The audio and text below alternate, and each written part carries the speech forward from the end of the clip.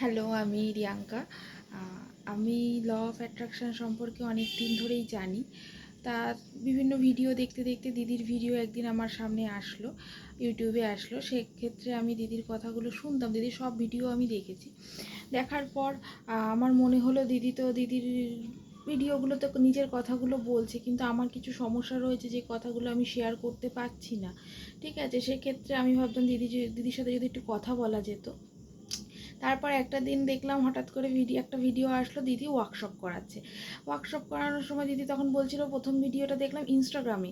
এবার ইনস্টাগ্রাম সম্পর্কে আমি ততটা ওয়াকিবল না হওয়ায় আমার একটু সমস্যা হচ্ছিলো। আমি বললাম দিদি যদি হোয়াটসঅ্যাপ নাম্বারটা দেয় তাহলে খুব সুবিধা হয় আর কি। তা পরের ভিডিওটা দেখলাম সত্যি সত্যি দিদি হোয়াটসঅ্যাপ নাম্বারটা দিয়েছে। এটা হয়তো আমি ম্যানিফেস্ট করেছি, এটা ইউনিভার্সের অসীম দয়া আমার ওপর ইউনিভার্স করেছে। থ্যাংক ইউ ইউনিভার্স, আমি ইউনিভার্সের কাছে এই জন্য গ্রেটফুল।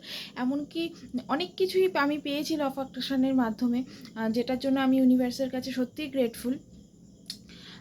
আমি জানি আমি জীবনের আরও যত সমস্যাগুলো আছে সেই সমস্যাগুলো সব সমাধান করে ফেলতে পারবো। আরেকটা তোমাদের কথা বলি, দিদির সাথে যেদিন আমি ফার্স্ট ক্লাসটা করলাম সেই দিন রাত্রিবেলায় ছিল, 7টার দিকে, সন্ধ্যা 7টার দিকে ক্লাসটা করেছিলাম। পরের দিন সকালবেলা যখন আমি উঠলাম, আমি মনে হলো যে আমি একটা নতুন আমিতে পরিণত হয়েছি। আমার মধ্যে একটা নতুন কিছু এসেছে যেটা আমি আগে কোনো দিনও পাইনি। এটা ইউনিভার্স আমার কাছে দিদিকে অ্যাঞ্জেল হিসেবে পাঠিয়েছে বলেই সম্ভব হয়েছে। এবং আমি দিদিকে বলতাম, দিদি তুমি কবে নেক্সট ক্লাস করাবে, মানে তার মধ্যে পুজো এসে গিয়েছিল। আমি ভেবেছিলাম যদি পুজোর মধ্যেও দিদি ক্লাস করায় আমি তাতেও রাজি আছি।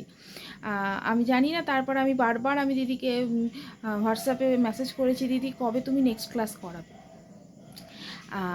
আমি জানি যে আমার আরও যত সমস্যা আছে সেগুলো আমি দিদির হাত ধরে বা দিদির সান্নিধ্যে গিয়েই সমস্যাগুলো সমাধান করে ফেলতে পারবো। তোমাদেরও বলছি, তোমাদের যদি কারোর সমস্যা থাকে বা যদি সমস্যা নাও থেকে থাকে, তাও তোমরা ওয়ার্কশপটা জয়েন করো। তোমরা একটা নতুন জীবনকে ফিরে পাবে, একটা নতুন আমিতে পরিণত হবে। Thank you.